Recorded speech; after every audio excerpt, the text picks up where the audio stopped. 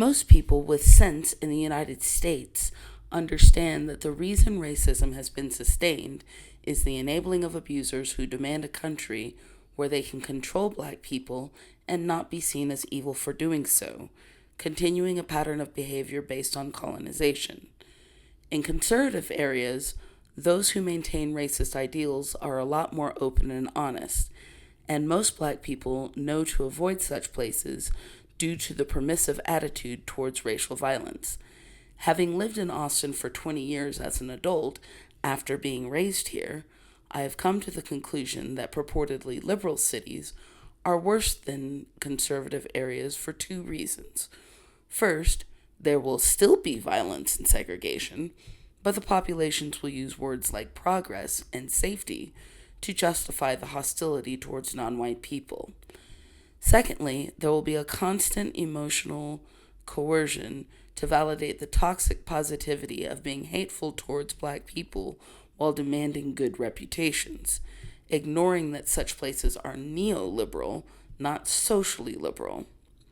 In short, in liberal cities, black people are supposed to face discrimination, socioeconomic bigotry, and constant emotional abuse while being expected to say how happy we are that we live in a liberal city compared to more conservative cities. Maintaining this reputation is difficult without a certain number of black people and other people of color to act as models of integration.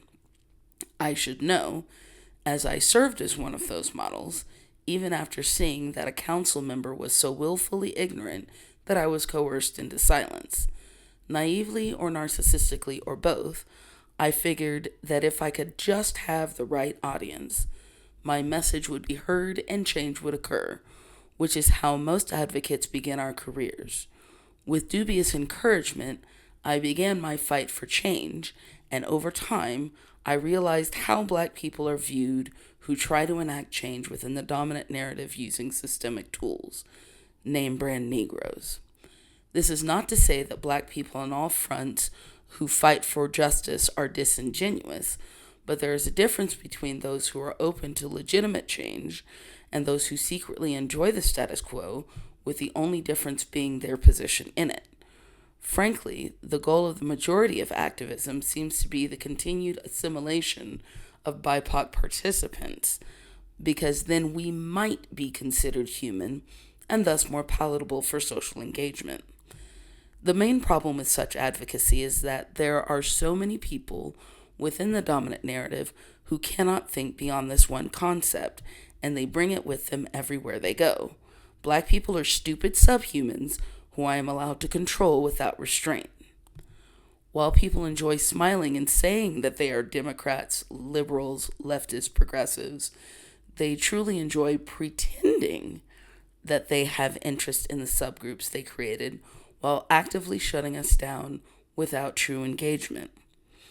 Furthermore, people often use human nature arguments to deflect from the fact that they intend to cause harm without reservation. During our time on this continent, people knew that they were committing violence, so they had to brainwash themselves into believing that we deserve this violence in some way, either through religion or dehumanization or both.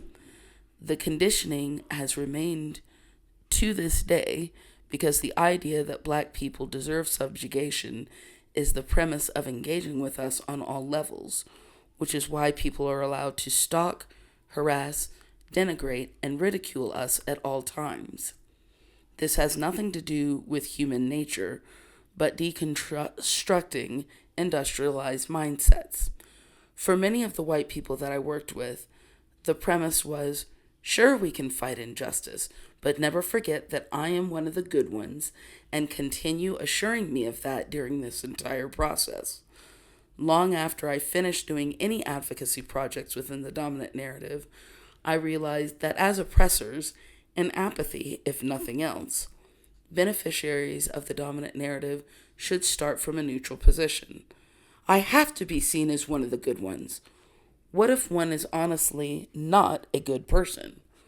What if bigots feel perfectly safe around someone because they feel confident that such an individual will keep the peace. What if people understand that certain individuals will feel so frozen by past trauma that they know someone would fail to advocate for anyone, even friends? What if comfort and privilege demand that people tolerate injustices without blinking an eye? Until beneficiaries and sycophants are willing to ask themselves these questions, all advocacy will turn into asinine conversation structured around coddling feelings. Nobody should stand still for that after a while. With advocacy, what predators often do is attempt to stroke egos, which is why compliments still raise my eyebrows. During one such opportunity, someone continued to tell me how smart I was while not doing any of the research required on an action. At first, I was flattered and would spend an unreasonable amount of time helping out, especially with the group that we were supposedly equal members of, constantly mentioning solidarity. However, once the group behaved in a particularly bigoted manner, the individual tried flattering me again, but then explained how to do what I did so that someone else could work on it, and that stopped the flattery. People hope that black people feel flattered enough to let them prey on us and tell us how they need us. As our resources become depleted, we are discarded for someone else to whom they also lie. When people were offering hope during all that advocacy, which turned out to be disingenuous opportunity, we jumped at the chance for evolution. Never mind that we were going to be doing more of the work and getting almost none of the benefit. After all, people who are used to decades of time and trillions of dollars being poured into them for their benefit have no concept of pouring into anyone else. This is why the concept of reparations is so important. However, the results have been that people refuse to take emotional responsibility for their unwillingness to change. If I do something wrong, it makes me want to repair the damage. Within the dominant narrative, if someone does something wrong, too many hide in a useless ball of shame because their image was destroyed. No effective collaboration is possible with that kind of attitude. Therefore, we need to step back and let the monsters act like the monsters they are, no rationalizing or backup. In this era of social media, it is important to understand that people do not hate cancel culture, but accountability. In the past, all these emotionally immature clowns could trap people and hold them hostage on all kinds of emotional roller coasters. Now, people can not only leave, but we can warn others. Terrible people hate that. The only reason that anyone wants a BIPOC face in a white spot is to ensure that there is a BIPOC face co-signing on racism and oppression. So many idiots keep insisting on the idea that the empire is post-racial.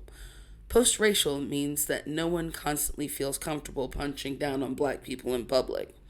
Post-racial means that the dominant narrative stops going shopping for property in non-white neighborhoods. Post-racial means that there is self-awareness from non-BIPOC individuals about their insistence on using BIPOC individuals as batteries. Most importantly, post-racial means that BIPOC children get to grow up in innocence and not be pathologized until someone comes to drug them back into compliance.